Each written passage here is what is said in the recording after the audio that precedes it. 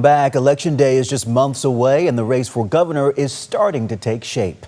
ABC 10 State Matters political reporter Jenny Huh is here now with a closer look.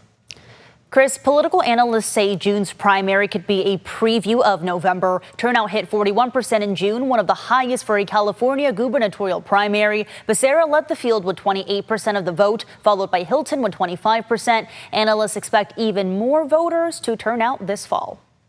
In one word, what would you describe the current state of the race? Predictable.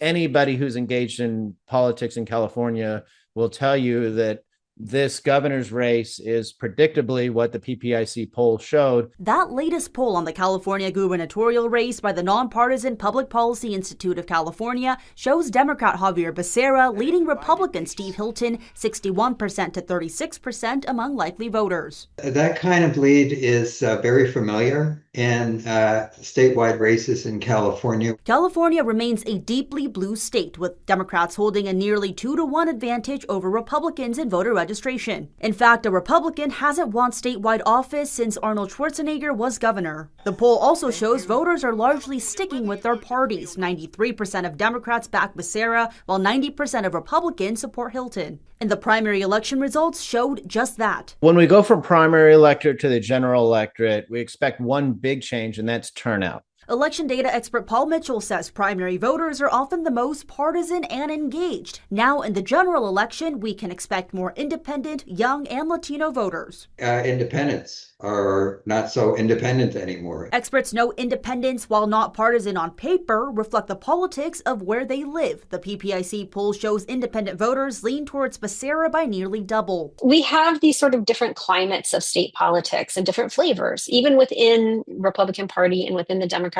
Party. Mitchell's new tool breaks down primary results by county. Some were expected, Mitchell says, like progressive Bay Area Democrat Tom Steyer winning Alameda, Marin, San Francisco, and Santa Barbara counties. But strategic voting was in play as voters on both sides clutched onto their ballots. And this hidden candidate was, oh my gosh, no candidate from my party is going to make the runoff. And so experts say Democrats debated between likely advancers Becerra and Steyer, opting for Becerra, and Republicans for Hilton rather than Chad Bianco. Some counties, like more conservative Central Valley counties where you would have expected Chad Bianco to do better, Hilton ended up winning there.